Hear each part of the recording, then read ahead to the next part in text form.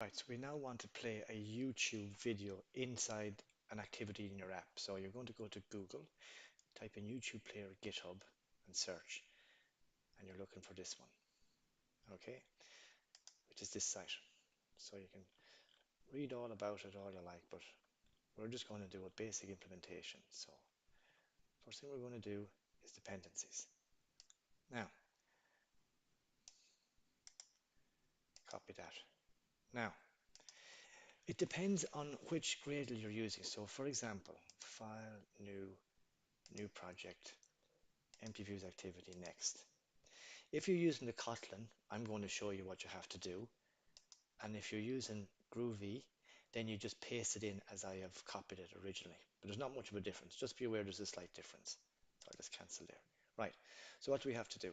Go to project and go down to your Gradle scripts because we need to import this library.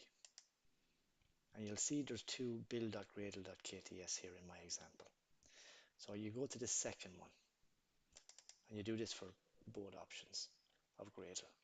So I'm going to put it in right after that one there. So it's an implementation. So I'm pasting it in and you'll notice I'm getting some, well, I'm not getting an error, but I should be getting an error at some point. So I'm just going to go bracket, inverted commas here, and inverted commas, close bracket here. Oops, close bracket here. Right, and now I need to sync that. Right, once that syncs, everything should be okay. And we're going to go back to our Moodle page. And the first thing we're going to do now is the most simple version. Just going to copy this code. Now you can read on yourself, and there's different ways of doing it. I'm just using this version. Yeah, so I'll close that. Go into my activity main. And sometimes what I do just to make it easy on myself here, oops, I'm mad, and the common. I'll just drag a text view in there for a second. It just makes it easier for me to overwrite. So if we go into the code, now that I'm just going to overwrite that. I'm pasting in the code that I copied, and the problem is I need to now constrain it. So if I go back to design here, now if you get a problem with this, remember you can just set the width and height up here. So I'm just going to assign constraints to that there. So now what's actually going to happen is when I run this, it should play the video with this code. So every YouTube video has one of these codes, so you just change it. So we're just going to run and see if it works, and then we're going to switch code. So there's the actual video. I don't know how this is going to come out, but it's playing the video that was in that code. So I'm just going to stop that or solve it.